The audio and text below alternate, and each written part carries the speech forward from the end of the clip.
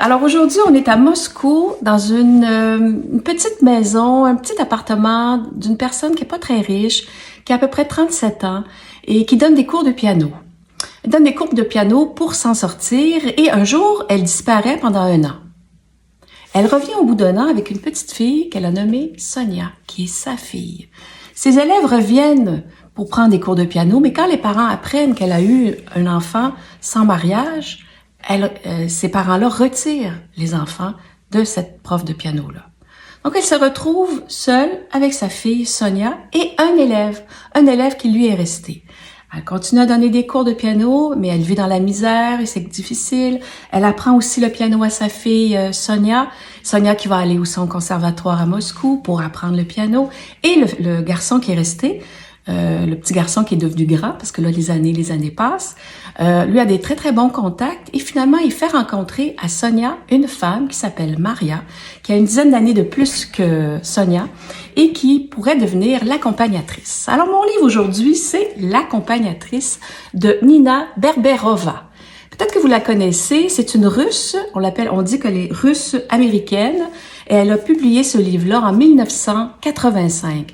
D'ailleurs, non, ce livre-là a été publié en 1985 par Actes Sud en français. Et c'est à partir de ce moment-là que Nina Berberova a été beaucoup plus connue et elle a pu écrire par la suite d'autres livres et elle a terminé sa vie à Philadelphie en 1993. Pour revenir à Sonia, eh bien c'est ça, l'histoire de l'accompagnatrice, c'est qu'elle devient l'accompagnatrice de cette Maria, cette grande soprano qui fera le tour du monde, le tour de l'Europe, qui vivra à Paris et elle suit parce qu'elle est l'accompagnatrice. Elle aurait aimé tomber amoureuse, mais non, elle doit être l'accompagnatrice de Maria. Elle aurait aimé découvrir par elle-même autre chose, mais elle était prise par l'emprise, justement, de cette cantatrice qui avait besoin d'elle. Donc, l'histoire, c'est ça, c'est la haine, l'amour-haine que Sonia éprouve pour Maria avec les années. Et elle essaie de trouver la faille de Maria pour pouvoir lui faire mal. Parce que tout va bien pour Maria.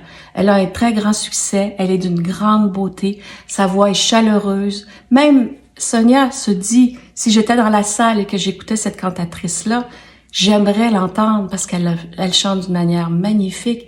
Mais c'est elle est en arrière. Elle est toujours dans l'ombre de Maria. Et c'est la rancœur. Même si elle est logée, si elle est nourrie, si elle vit bien, qu'elle peut maintenant manger à sa faim, porter les belles robes que Maria lui offre, elle veut vivre. Elle veut vivre, elle n'y arrive pas par elle-même parce qu'elle est toujours dans cette ombre-là. Et en plus, Maria est très, très aimée de son mari. Donc, elle cherche la faille qui pourra détruire Maria. Mais en même temps, c'est une bonne fille, c'est une bonne personne.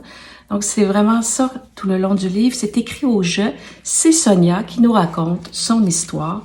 Et j'ai vraiment beaucoup aimé ce livre. C'est pour ça que je vous en parle aujourd'hui. Il se lit en quelques heures et on se retrouve en Russie, à Moscou, à Saint-Pétersbourg, à Paris. On suit la cantatrice et ça se passe aussi dans l'autre siècle. Alors, c'est bien de voir comment ça se passait.